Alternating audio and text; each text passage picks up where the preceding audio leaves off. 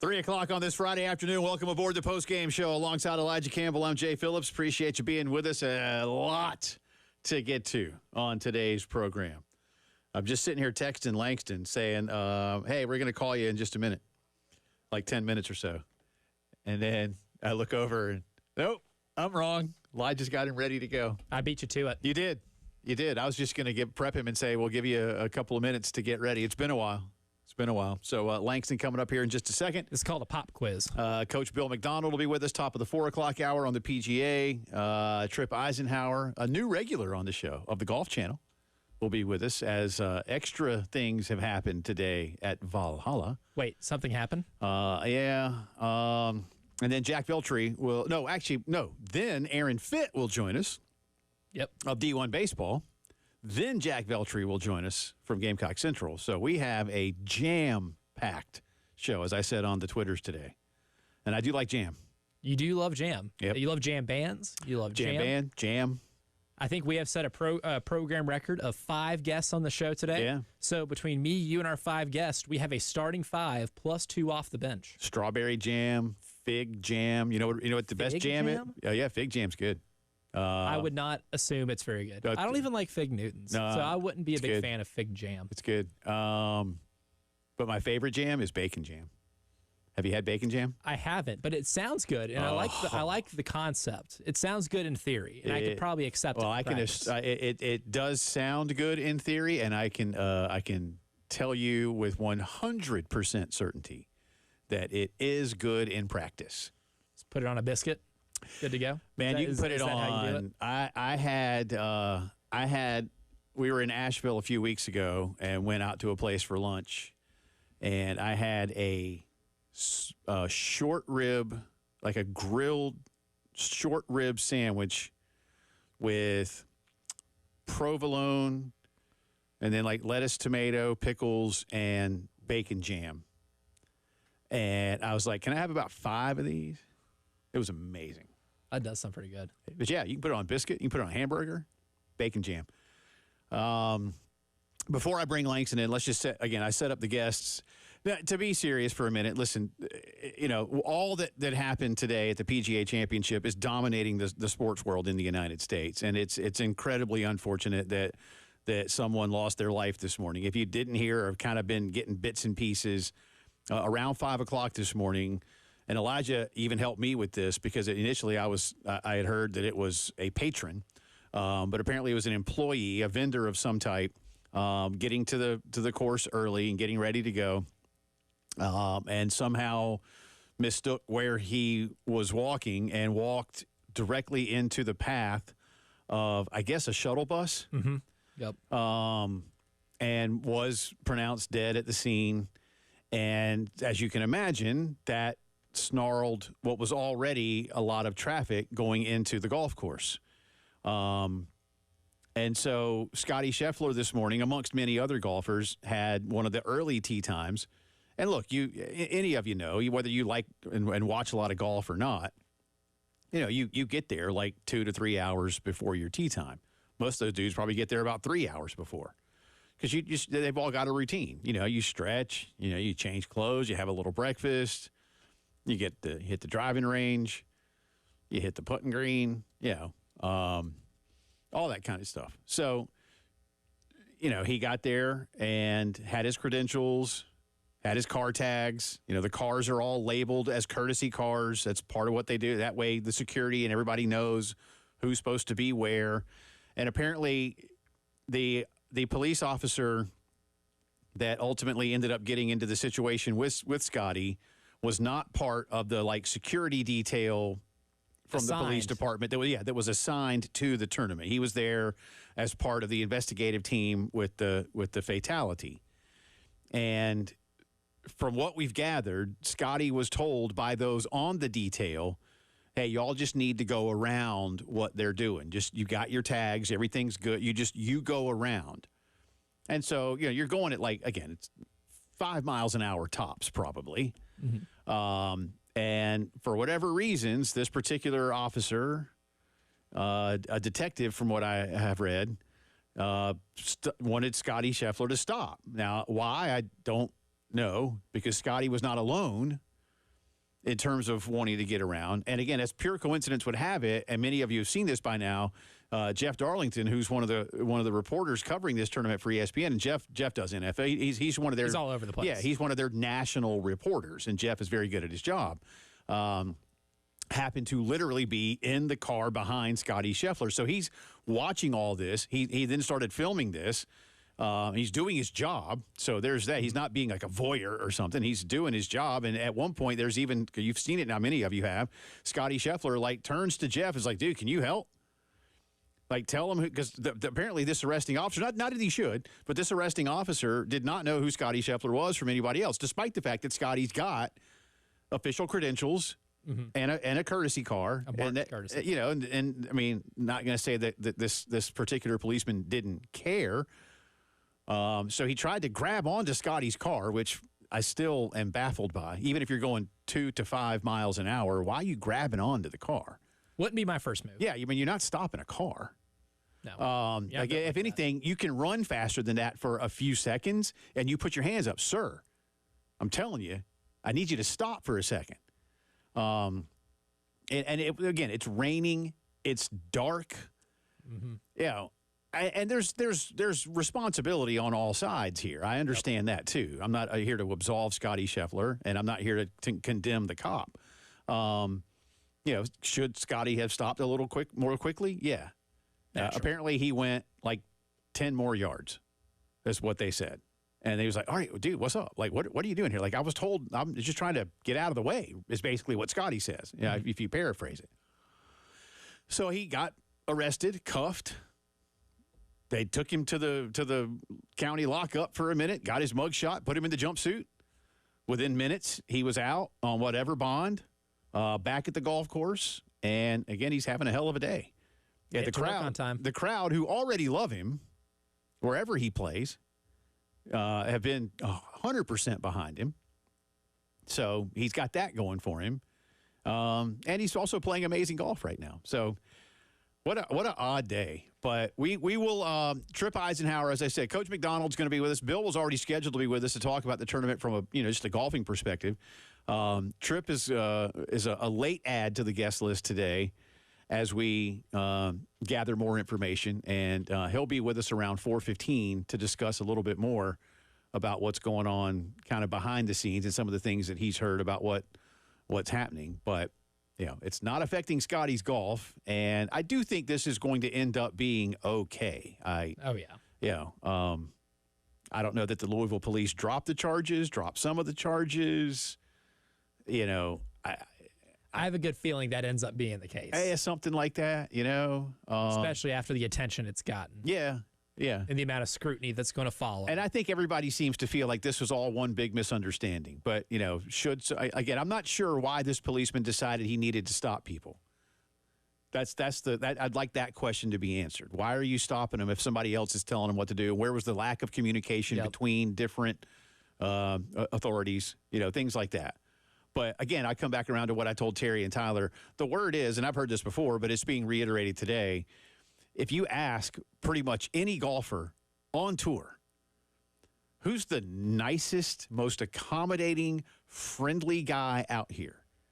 And they say Scotty Scheffler. So he's not a do you know who I am? Or get out of my way. That's probably why he looked at Jeff Darlington and be like, don't make me have to do this card. Dude, help me, Jeff. Yeah, and apparently Jeff, they figured out who it was, whatever, and at that point the guy was like, he's going to jail. At that point the cop was mad, which is a cop's right, I suppose. At that point, like, listen, I gave you an order and you didn't heed said order, therefore you crossed a line. And again, when you're out there doing what you're doing and you're already on edge, I can appreciate that things can escalate beyond where you'd like them to be, but. It should all be okay. And again, the best thing for Scotty, honestly, he's playing golf. So yeah, and you know what? Scotty can probably buy him another pair of pants. That reportedly there was a ripping of pants. Casualty of an $80 pair of police pants, and that was mentioned in the police report. And I think Scotty can earn enough to give him a couple more pair. Autograph them. Autograph his britches. Sorry for the misunderstanding, brother. Here's some pants. So there's that scene set. We'll have more on what's going on in Louisville at the PGA Championship coming up for you in the 4 o'clock hour. Now we do, after that setup, bring on our very, very good friend Langston Moore, who Elijah had you on when I was away one time. I feel like I haven't talked to you on the air, at least. Thank God we still text each other from time to time, and I know that you like me. But I feel like I haven't talked to you on the airwaves, I don't know, since the Super Bowl. Does that sound right? Nah, I think we maybe talked a little. No, that was Elijah. So, I mean, it's been a minute, you know what I'm saying? But like I said, I'm getting close to having this roommate out of my house here soon. So we're getting close to senior day, everything, party this. I don't have senior cut day that. I don't know what's going on in the world. Does she even go to school anymore? But, nah, man, everything is good. And, of course, still doing all the book stuff. So busy enough. Yeah, no, it's good to have you. By the way, have you had bacon jam? Absolutely. Back to that important subject. Forget all the traffic stops and all. I mean, again, I know somebody lost their life for all this stuff that happened, all the traffic stuff. But, no, Bacon Jam, man, shout out to Spotted Salamander. They got a phenomenal burger. You better get there early on Thursday because they put it up there with, like, Bacon Jam and all that. It's the juxtaposition, I think that's the word they use with the sweet and the salty. Yeah. And, oh, man, it's phenomenal. And Don't sleep on fig jam, Elijah. I'm just telling you, fig jam, nice little brie cracker, something nice little during the holiday times. Absolutely. Not a fig guy. Just not enough. No, that's okay. I'll tell you what I'll do. Fig jam, put a little butter and a splash of white wine in your pan after you make like a pork loin or something, and then glaze that over the top of your pork. Yep. Okay. Yep. Okay. All right. This is what I'm talking about. Yeah. So. Okay. Now we're turning this show into what you're really tuning in to listen for. Yeah. Food. A little splash of white wine. Got it. Got it. You could probably do red wine too. I guess I've probably done both, but the white wine actually just seems to make it pop a little more. Yeah. Yeah. Yeah. A little bit more unctuous. I think that's another word they use during that time. Unctuous. Yeah, I like that one. I like that one. Before I hit a break, I'll just ask you real quick. We'll just get this out of the way so we don't have to talk about them anymore. Carolina Panthers don't have a nationally televised game in primetime in the United States. They are the only one of 32 NFL teams that is in that boat. Is that because they're terrible or because TV doesn't like David Tepper or both? TV probably doesn't like that football product they're going to put out there. As much as we want to see Xavier Legette and Dave Castillo and whoever the fifth choice for the Carolina Panthers job was and David Tepper combined in there, yeah, I think TV just doesn't want to see the Panthers on there. And it's kind of just like, if the NFL is a nice big old mansion, that's the back part of the shed. We just going to work on that a little bit later. So just put that towards the back. Just, don't worry about cutting the bushes around that. We're going to get to that. And, eventually we'll fix that part. Yeah. What is that out back? No, nothing. It's under construction. Yeah, it's all under good. Construction for 5 years. When's it getting done? Don't worry about it. Don't ask. Yeah. It's like a broken well. You don't want your kids running around out there. It's dangerous. Just it'll all be fine. Yep. Langston Moore is with us, the former Gamecock D lineman, team captain, a longtime NFLer, husband, father. Again, although father now, about to be father from afar, as his daughter heads off to play college softball here. Like, will she go in the summer? Like, will it be soon? Well, see, this is the other thing about her going to Howard University. This, real prestigious. I shout out to South Carolina. I flunked out of the Dollar-More #1 business school. That's my claim to fame. But, like, my daughter, she's going to go up there earlier for, like, some type of medical. I was like, man, you just don't want to have any type of summer. So, short answer, they're going up there for some type of internship. And, of course, they got the softball workouts or whatever in the fall. So, well, they got that Howard University Medical Center is something else, man. I know that much. So, my daughter lives right around that area. And it's a crown jewel of the area. Lots to get to with Langston, talking NFL, Gamecocks, and a whole lot more. A lot of baseball to get to, a lot of golf to get to, and it's a Friday. So, hey, more food probably works its way into the conversation. You're listening to the postgame show.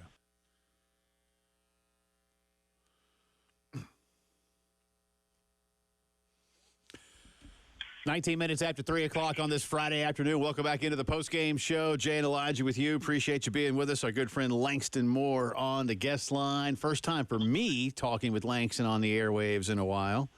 So I'm glad that he is back. And, of course, we'll talk more about the Just a Chicken series of books We did, you know what I did yesterday when we said to the audience you were coming on, I said that you have now become almost as elusive as the great Kev Roche.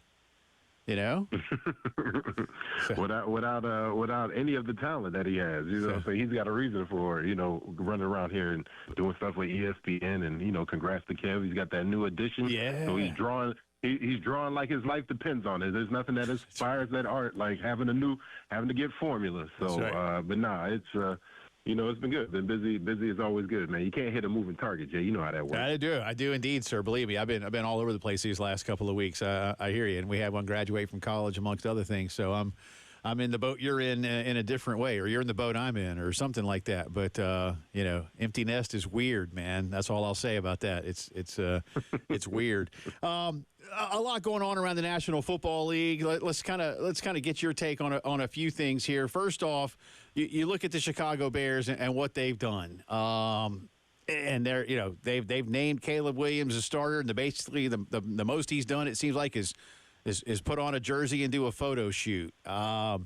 When you look at what they want to do, and you look at how they made that deal with the Panthers, and they've got some pieces, this league, can they make a quick turnaround? And by quick, can they be a playoff team, Langston? Yeah, I mean, the NFC is going to be the path, but I don't know. I mean, the NFC North, that's all. I mean, you got Love, you got the Detroit Lions. Of course, you got Minnesota, even though you don't know what's going to go on with. I mean, is it going to be Sam Darnold's going to get you up there, even though with the young kid? The whole, I think all of this Bears, it all comes down to Matt Eberflus. And again, that was the biggest thing. We knew a lot of, they were positioning themselves to make a lot of moves, to get these draft picks, the stockpile a lot of draft picks. They got some good offensive pieces. So obviously you need to talk about Caleb Williams, the lines up. You obviously had a whole wealth of quarterbacks to choose from. But it all comes back to Matt Eberflus. And I think I don't think he's the answer to the question. And again, he's a great defensive coach. We know he has that lineage. I love what he runs, that defense, that kind of old. He's kind of the last little vestiges of the Tampa cover 2 stuff out there. So a lot of defensive linemen getting up the field. So they do have that built. They do have a track record for winning and getting on board when it looked like they were, shoveling dirt on him midway through the season last year. And then they, of course, turned around and won, I think it was like 5 or 6 games towards the end there with a quarterback that's not even there now. So, again, Caleb Williams, I know everybody's betting on quarterbacks, young quarterbacks that come in there. It's always, a head scratching to me because, again, I think I know what a good quarterback looks like. And then, again, that's totally different. But to your point, though, how they're managing this too far already thus far, Caleb Williams, it might be one of the things that's where, he walks into the building and it's understood, yeah, I'm the quarterback, I'm the guy. But you don't announce that right now. You don't let him go all off. And again, it's just a little bit of humbleness, and I know it's a different type of NFL, a different type of football. Younger guys are being pushed to the forefront, but this is the thing. Aiken gets good. I think it's just more about the person than the player and the ability. I think there's tons of ability right there, but when things get rocky, when things get rough, and when people want to knock your block off because you are that kid with the painted nails or whatever, how are you going to handle that? And I don't know. I don't like how he's handled adversity before. He hasn't really shown to be a winner. He has a lot of great pieces around him, but you better be a front runner. You better keep him motivated because, again, I just don't engender motivation when I think of Matt Eberflus, and he's the guy that's going to get Chicago to where they need to be.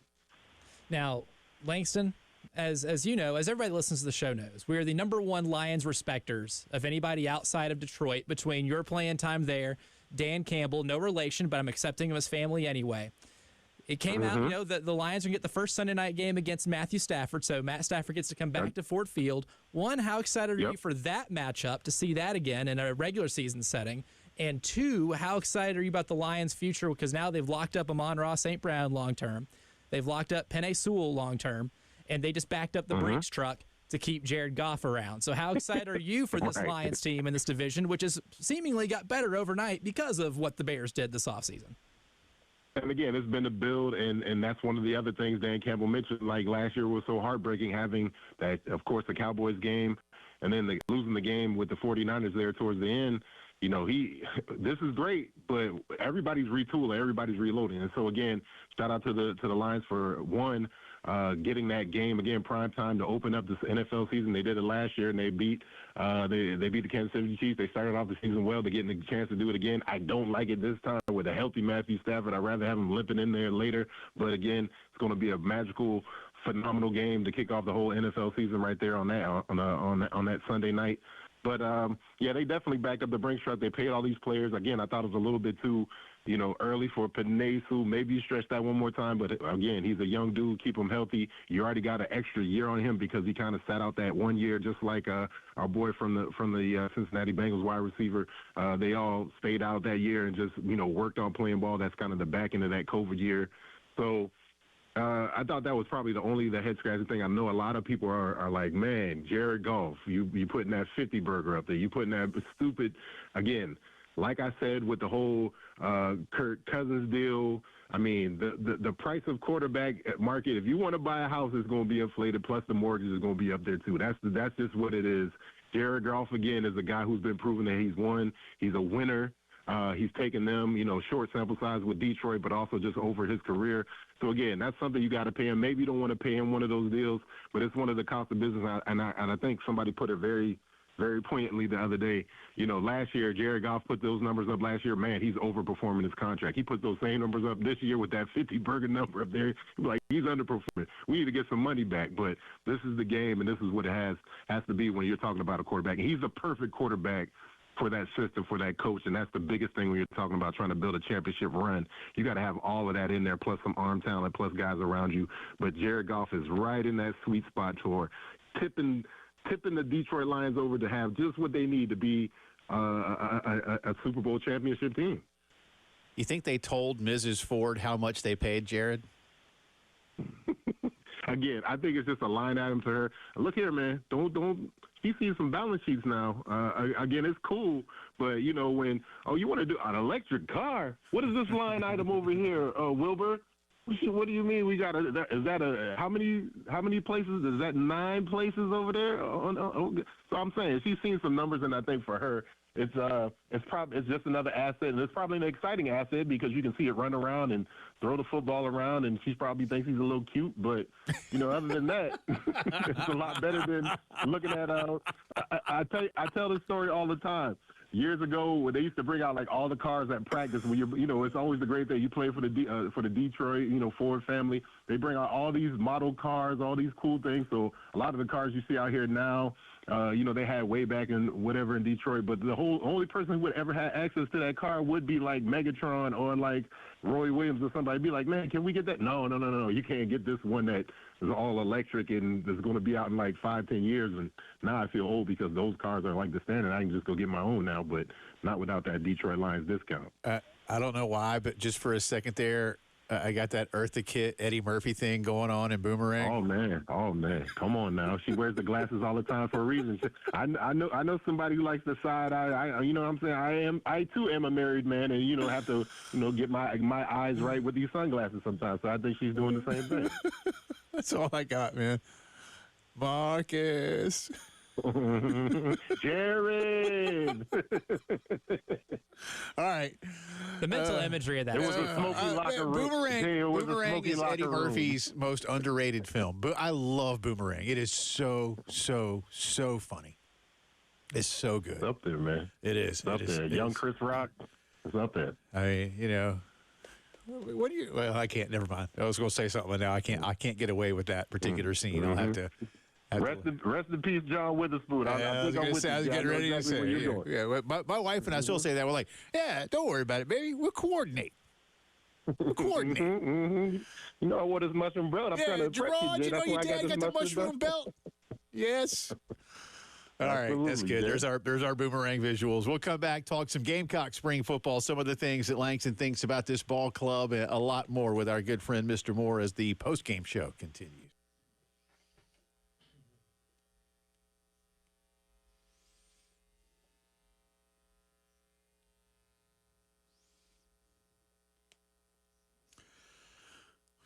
Talking some spring football, little off-season NFL, off-season Gamecocks. Our good friend Langston Moore is with us here on the guest line. Coming up top of the 4 o'clock hour, Coach Bill McDonald talking PGA.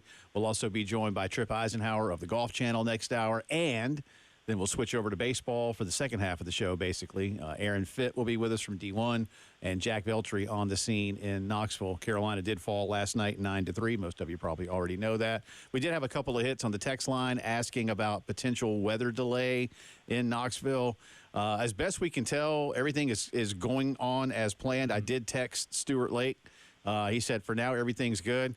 We have our own special amateur meteorologist in studio. Our correspondent on Tennessee right. weather. Elijah's dad, Frank Campbell, is hanging out with us, and he got the Tennessee radar pulled up, and all looks good later. That's right. We got a thumbs up right now. The radar as of, 2:30? We looked at it at 2:30.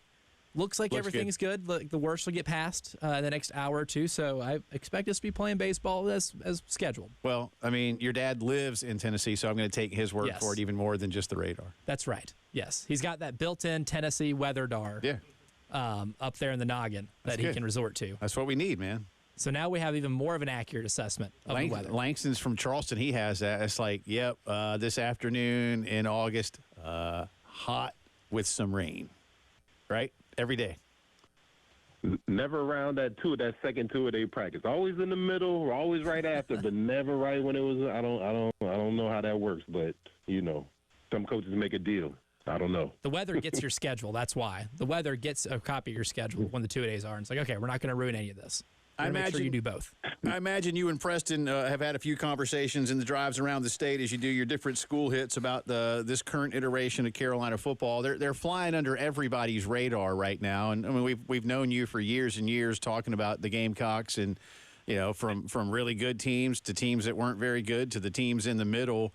And I'm not really sure where this particular ball club is right now. A lot more new faces because of the climate around college athletics, but. Do you like them being under the radar as much as they are? Is that good for this program right now? Well, I mean, we're going to do enough promotion and, being in the SEC, a lot of these things, there's enough that forward facing for the brand is going to be fine. But as far as like the football, the old kind of, me getting as I get older and older, more and more like sounding like Lou Holtz and cantankerous. Like I like to not, fly under the radar. There's probably a little Lou Holtz joke in there somewhere. But like I think it especially for the team and how it's built, a lot of young players, a lot of tradition, a lot of transition. Obviously, Lenore Sellers is going to be the guy, and that's going to be the straw that makes this thing go. It stirs the drink for us. So, he's been in the program, but, not having that preseason hype, that pressure, we know around there's probably a whole tons of pressure. But, stepping into somebody's shoes like a Spencer Rattler, because he's been so phenomenal for us for the last couple of years, winning games for us, getting those hard yards, those first downs. So, sorely going to be missed. But, Lenore is a guy who can come in there and do some of those things. But I like the stance of, being underrated. And, I think it's one of those deals. It's kind of for us. I think across college football, period, especially with a lot of the transfer portals and guys jockeying to try to get players, and the roster looks a lot different from the beginning of spring to what it looks like now. And look at it a year ago what the roster looks like. So a lot of moving parts. It's like like a pro team, but with a lot more turnover. So it's really interesting to see what the product is going to be. Because again, we can kind of hear rumblings and see certain kind of things, but I think that kind of leads to some of the gamesmanship with our offensive coordinators. Like, man, I'm not showing any of this stuff. I'm not letting you know who's my jump ball guy in the slot. I'm not putting any of that stuff out there for the spring game. And again, if that's going to gain you one or two advantages in the game or that second week against Kentucky, so be it. I'm all for that type of secrecy and all that type of stuff. But we got to be working on our bread and butter stuff all the other times when the camera's not around and folks ain't looking. And while the whole team, as a whole, flies under the radar, the one thing that I don't think should fly under the radar is the experience of this defensive line and some of the edge rushers that you have that are coming back or are brought in. I think Dylan Stewart, there's a lot of expectation with him, even coming in as a true freshman, and I think he'll be able to perform to it. But you look at the defensive line, I mean, Tonka Hemingway, TJ Sanders, Boogie Huntley, a lot of guys that were stalwarts on this defensive line last year that, quite frankly, by the Kentucky and Clemson game, were as good as anybody else in the SEC at stopping the run and being able to put pressure on other quarterbacks. I think it's pretty fair expectation to say that coming in for this whole season, they carry that over and do really well. And I don't know if I'm maybe overshooting it a little bit, but I still think we're looking at maybe a top 5 or 6 unit in the entire SEC when it comes to that defensive front, and that's the one thing that shouldn't fly under the radar. And again, that's music to my ears because, again, there's always going to be, how is Georgia going to replace or how are they going to reload? Of course, there's tons and tons of storylines down at Alabama. Tennessee is going to have what they're going to have. Florida, they think everything's going up in flames with Billy Napier. They're draining the swamp, whatever it is. But for us, we have collectively put a whole bunch of a great defensive lineman together, young guys, transfer guys that have been, and again, testament to the defensive staff for those guys putting them all together, recruiting them, but also retaining and developing. We had multiple players of the week last year, not just in the whole hum games, but against Georgia and SEC contention consecutively. So again, knowing they're getting the coaching, knowing who that guy is out there, tons and tons of experience. Hopefully, they get their just dues because again, this is something that's true and dear to my heart. You like to see the defensive linemen get out there and get their praises, but I'd much rather you see these guys trample them and do it like they did in the spring game over and over again, and like we've seen the flashes individually, collectively, because we are really deep, and it feels like I've been saying this for years and years that that is kind of the cornerstone of this team, the defensive line, not because of all of the talent. There is a whole bunch of talent there, but because of the depth, and there's a lot of guys that's been there. Like you said, Boogie Hungley's the guys who's been there in and around this program through the ups and kind of some of the downs through the last couple of years. So those are the guys that are going to have to, get everybody going during the summertime, focusing on development, focusing on making sure they play up to that par, up to that level. Because, again, it's one thing to have it all in the paper and the clippings, but you just don't want to be a paper champion. You want to see them out there actually stopping some guys on second and short, third and short. How excited should Carolina fans be that On3's National College Football Scouting Director Cody Belair on a national program, the Andy Staples Show, said Lenoris Sellers could be a dark horse Heisman candidate? And how would you react when hearing something like that? Bring up John Witherspoon again. Just be quiet. Don't tell him. But no. I mean, the cat's going to be out the bag just because of just so many things. There's one, his talent, his acumen, how he plays. We've seen him turn the corner. I have visions of him just getting that pick on in the games last year, being able to turn the edge, turn the corner on the other SEC opponents. So that plus coupled with the goggles and the glasses, I think that's going to just get a whole bunch of national attention. But hopefully he gets it for the right things. And I think, some of the reports and some of the things that I've heard internally, just the relationships with quarterbacks, with the wide receivers and different folks that they have with Lenoris and his leadership is probably one of the biggest things that everybody's been touting. That's very, very promising. But again, how's it going to be when it's, game 2 up there in Kentucky and, Stoops is trying to throw everything from you from, bringing the slot blitz over here to the safety blitz and try to do everything he's going to, I'm sure I'll talk about this at length when we get to that point. There's nothing that defensive coaches and defensive coordinators love to do than get that young meat out there and then knock him all around and have him have the game of his worst life. Oh, man, this first SEC road contest, he'll never forget this. And so, again, you're going to have to weather these storms that are coming. But I think he is the guy, and his temperament is going to be the one that can do that, especially at such a young age. Before I get Langston out of here, let me remind all of you, athletesанdartists.net is the website for all of your Just a Chicken book info, the Button Gut podcast, and a whole lot more, how to get Langston and Coach P into a school near you. Everything is there. Just a Chicken Little, used to was a rooster.